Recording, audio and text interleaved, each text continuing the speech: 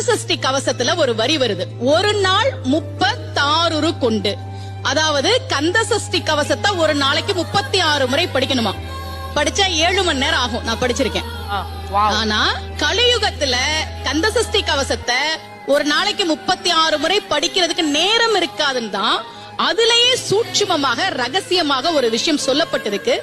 முருகனுடைய அருளால் நான் தெரிஞ்சுக்கிட்டேன். அதை நான் உங்களுக்கு சொல்றேன்.